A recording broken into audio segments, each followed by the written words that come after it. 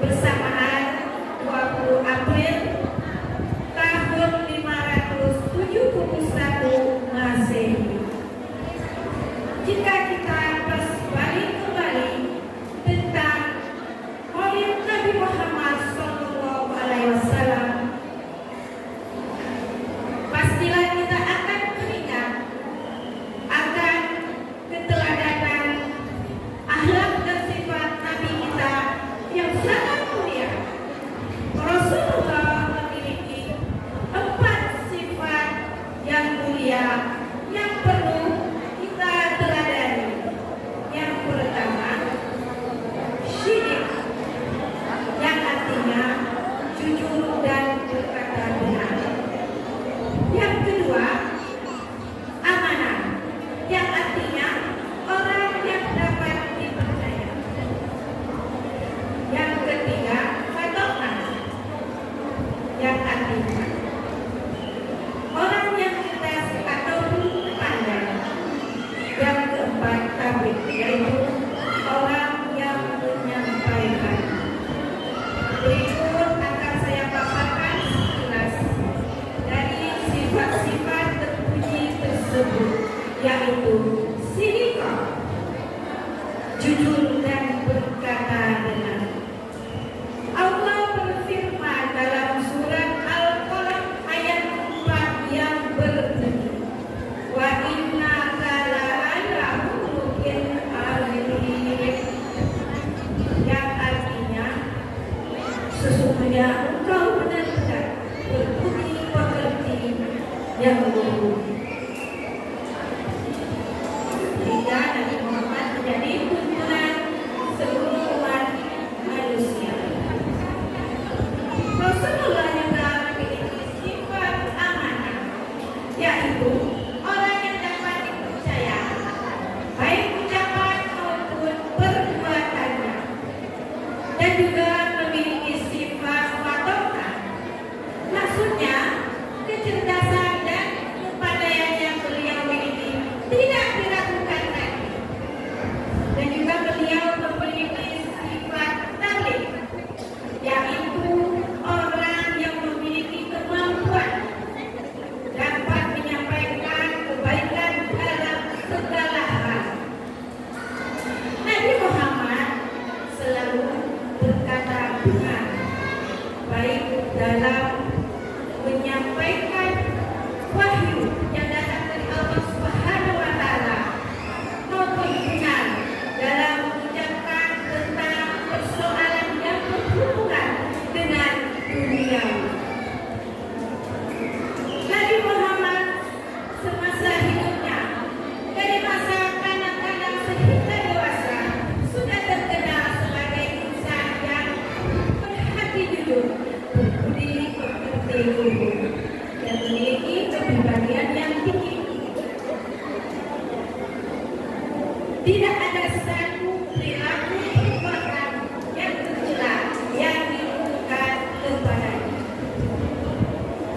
Sekarang pertanyaannya, kenapa kita sebagai manusia juga harus hidup dengan sikap jujur? Kira-kira perlu atau tidak, ayah bunda? Ya, jawabannya perlu. Karena orang yang jujur akan dapat dipercaya oleh orang lain.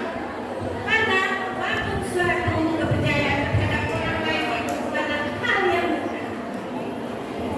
Seseorang yang jujur akan mudah dipercaya dan diterima di masyarakat dan lingkungan di sekitar. Tidak hanya jujur terhadap orang lain saja, yang terutama berbuat jujur terhadap diri sendiri. Seseorang yang terbiasa dengan perilaku jujur, maka dia akan menunjukkan perbuatan yang baik pula. Demikian pula dengan orang yang memiliki kejujuran yang rendah, maka ia akan menunjukkan kualitas akhlak yang kurang baik. Jujur itu membawa kebaikan dan surga. Tapi sebaliknya, dusta akan membawa kedurhakaan membiasakan kita berbuat jujur agar menghindarkan kita dari segala macam fitnah, sehingga kita akan merasa lebih terang.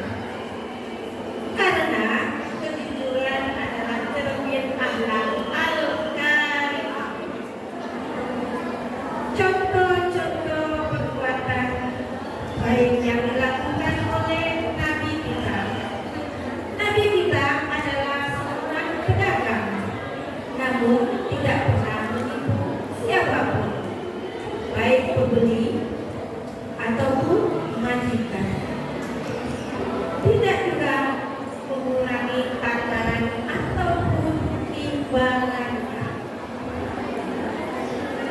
Oleh sebab sifat kejujuran Nabi itulah sehingga Nabi kita pun diberi juluk al-amin, orang yang dapat dipercaya. Sebagai penutup, semoga kita semua yang hadir ini dapat meneladani akhlak Nabi kita, Nabi Muhammad SAW, dengan sikap jujurnya yang akan kita tunjukkan pada keluarga, sahabat maupun kerabat, sehingga kita pun bisa diikuti al-Quran seperti Rasulullah, detail yang diakui penduduk langit, sehingga kita menjadi makhluk Allah yang lebih baik dan bertumbuh ke depan.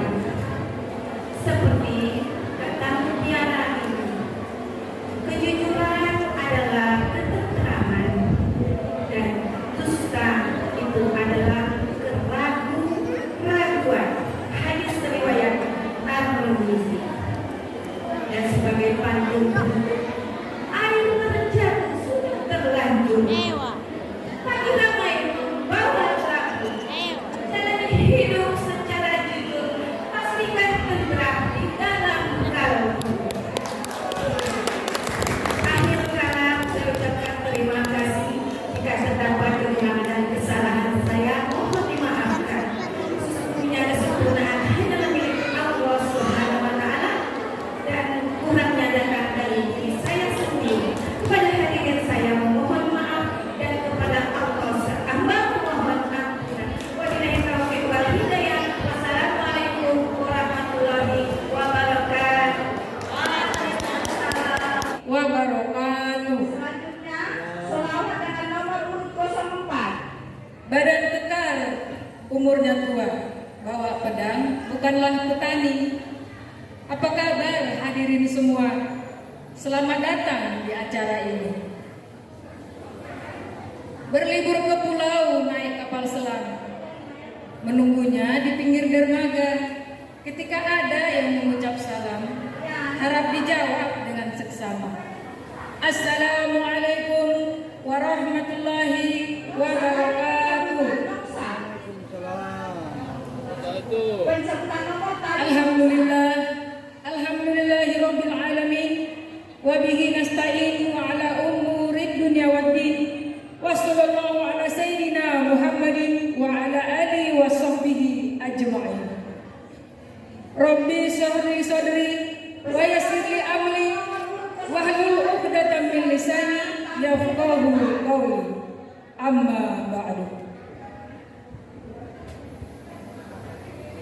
Sebagai hamba yang beriman, marilah kita panjatkan puji dan syukur kita kehadirat Allah Subhanahu wa Ta'ala, karena telah memberikan kita nikmat iman, nikmat kesehatan, sehingga kita bisa berkumpul di tempat yang kita cintai ini.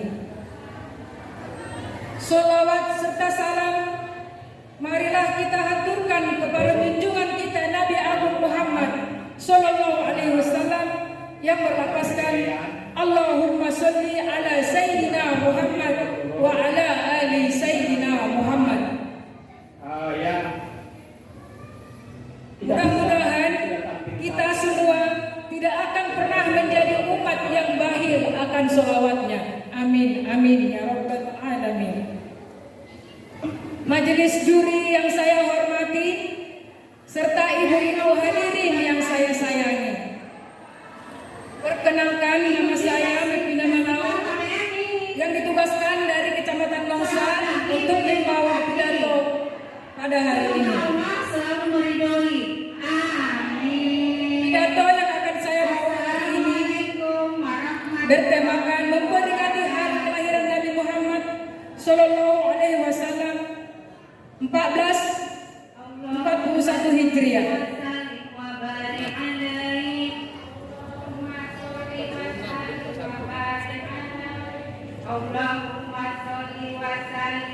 Hadirin hadirat rahimakumullah. Ada dua sebab kenapa kita harus mencontoh Rasulullah Sallallahu Alaihi Wasallam. Yang pertama, karena beliau adalah manusia. Ana basyirun mislukum, yang artinya saya adalah manusia seperti kalian. Yang kedua, kepribadian beliau komplit atau lengkap. Kenapa dibilang komplit? Karena beliau bisa sebagai kepala rumah tangga, bisa sebagai pedagang, bisa sebagai jenderal, pemimpin negara, serta jadi guru. Hadirin hadirat rahimakumullah. Nabi Sallallahu Alaihi Wasallam begitu besar cintanya kepada kita. Apa buktinya jika kita pertanyakan? Yang pertama, beliau hidup dalam kemiskinan. Beliau merelakan seluruh hartanya untuk menebarkan ajaran agama Islam pada zaman dahulu. Yang kedua, beliau jelang wafat sebut ummati, ummati, ummati, yang artinya umatku, umatku, umatku. Maka dari itu kita seharusnya berselawat kepada beliau untuk mendapatkan syafaat beliau kelak di yaumil akhir.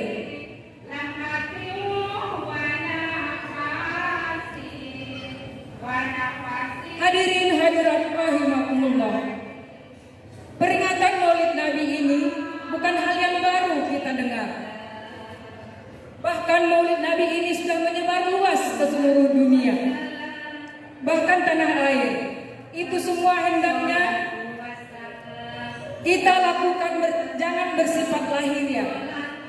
Dan hendaknya kita lebih mendalami arti dan makna dari lahirnya seorang nabi yang membawa petunjuk dari Allah Subhanahu wa taala yang Maha Agung. Dan di antara orang-orang yang berguna adalah orang-orang yang menghormati hari lahirnya Rasulullah Sallallahu Alaihi Wasallam. Dan jika kita mengaku sebagai hamba yang beriman dan hamba yang sungguh mencintai beliau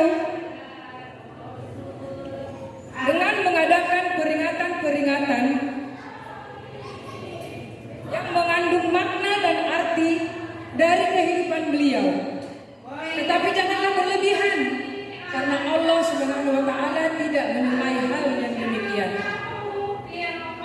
Rasulullah Sallallahu Alaihi Wasallam bersabda dalam sebuah hadis yang artinya, barang siapa yang mengagungkan hari kelahiranku, niscaya aku akan memberikan manfaat kepadanya di hari akhirat kelak.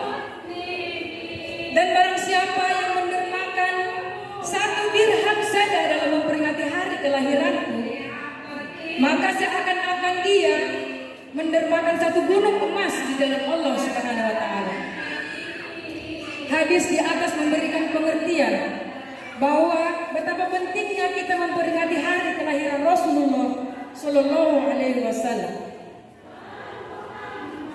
Dengan memperingati Maulid ini, mudah-mudahan kita semua mendapatkan syafaatnya dan berlindungannya di hari akhirat nanti. Saudara-saudari sekalian, oleh sebab itulah setiap tanggal 12 Rabiul Awal seluruh umat muslim di dunia mengadakan peringatan hari lahirnya Rasulullah